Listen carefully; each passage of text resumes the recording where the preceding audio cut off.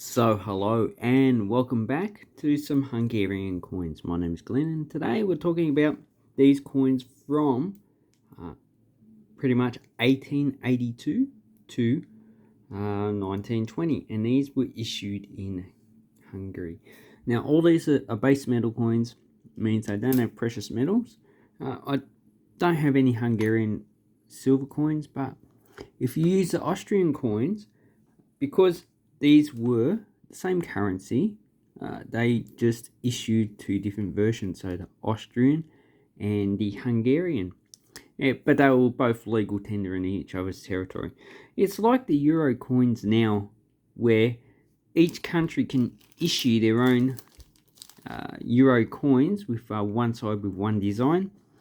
But you can use German Euro coins in France, and you can use Finnish Euro coins in Malta.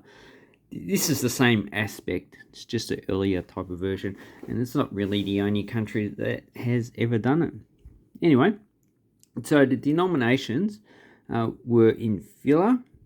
As you can see, it has filler on this coin, so we have 1, 2, 10 and 20 filler. They never issued a 5 filler or a 50 filler, unlike in the Pengo series, in which they did issue a 50 filler, and as you can see it's here. But that's in another video. So the higher minted coins will be the 2, so the 2 and the 20 filler. So if you look in the mintage figures on Numastar, you'll find that the 1 and 10 filler have a pretty low mintage for the actual time period. So here is the 1 filler. If you go down, you can see the mintages. Most of them are pretty much under 10 million. If you go to the 2 filler, you'd find that, yeah, my internet's actually not too good. So you'll find that the mintages are actually quite high. So you get up to like 1895, 65 million.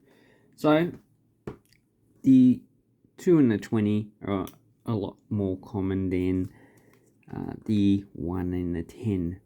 And if you compare them with the Austrian coins, so the Austrian 1 and 2s, they also don't have a denomination on the actual coin. Let's put them on the side. But the 10 and the 20 heller, as you can see, they also don't have denominations. So that's one way you can actually distinguish it.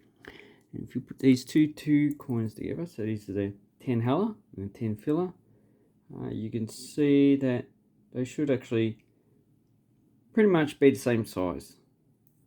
So that is the main difference is just the actual design. So you can see the two differences in the design there. But these two were legal tender up until 1918 in each other's territory. That's when Hungary succeeded from Austria-Hungary Empire, and pretty much Austria had done the same thing. So they both become independent countries, and ever since 1918 they haven't been using the same currency. But Hungarian coins were used up until 1926 when they revalued the currency, even though hyperinflation actually removed it from circulation pretty much. So I have removed the Austrian coins. The Hungarian silver coins are a bit more expensive, but these ones you can probably, for the 1 and 2, you could probably pick them up for like $1 or $2 each.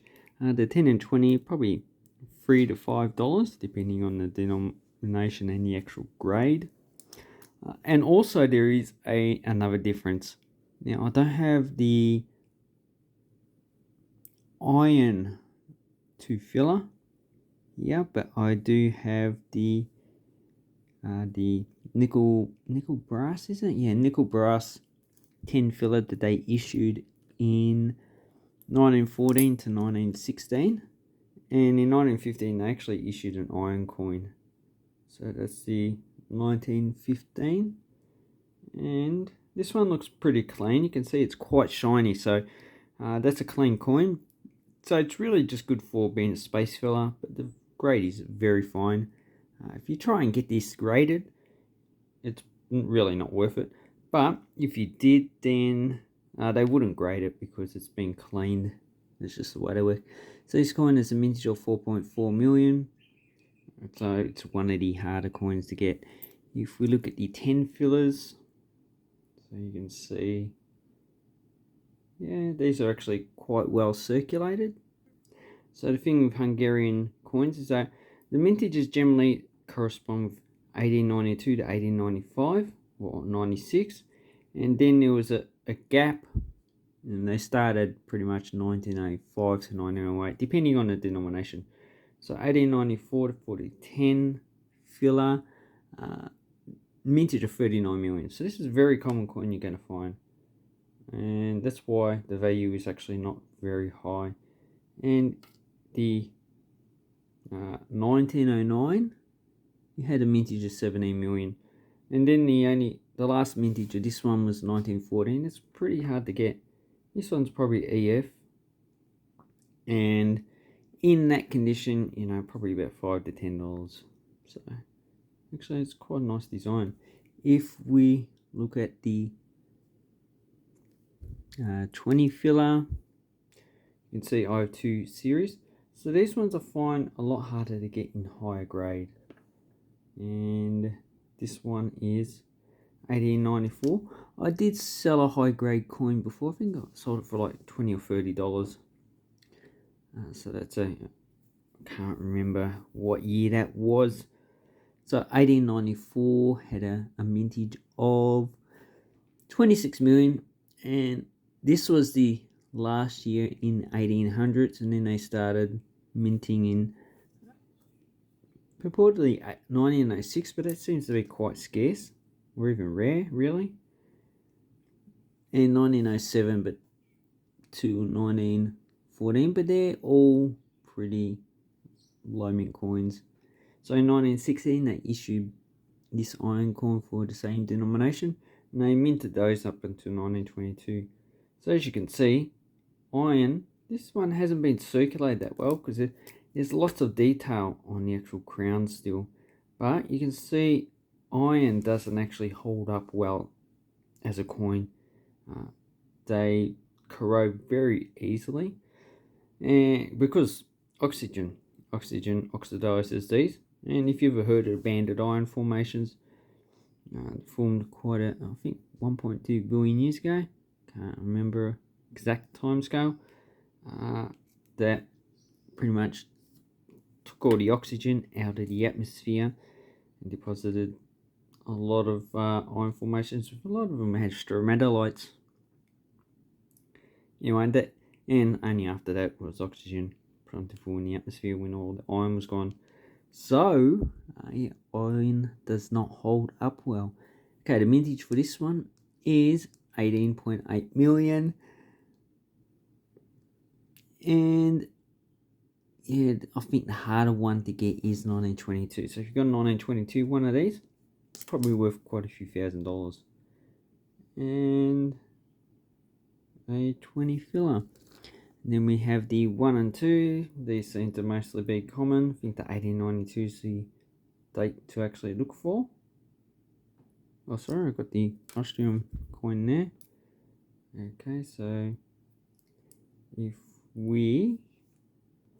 So the one filler seemed to be minted from 1892,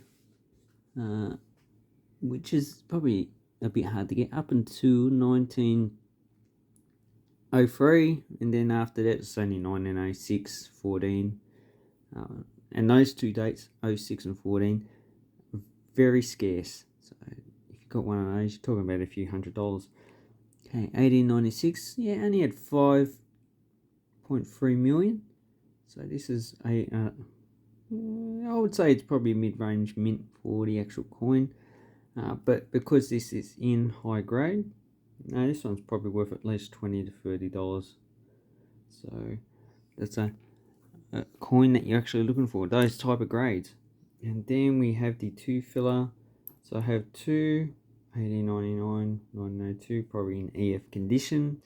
Once again, these were minted from 1892 to 1903.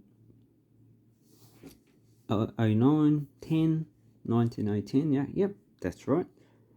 And then there's just 1914 and 15. 1915 is a bit hard to get.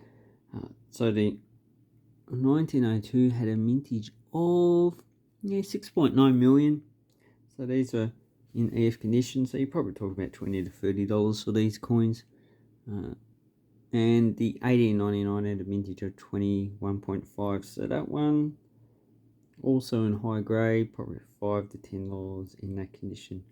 So the lower the mint, the higher the value you're actually going to get for the coin. Sometimes that's not happening all the time. Sometimes the supply and demand really plays a factor into how much the actual coin costs. Anyway, I hope this helps you with your Hungarian coins. So these are just the base metal coins of Hungary. Hopefully in the future I'll be able to make a video on the silver coins. Anyway, thank you very much. I have awesome coin and banknote collecting time. Thank you and goodbye.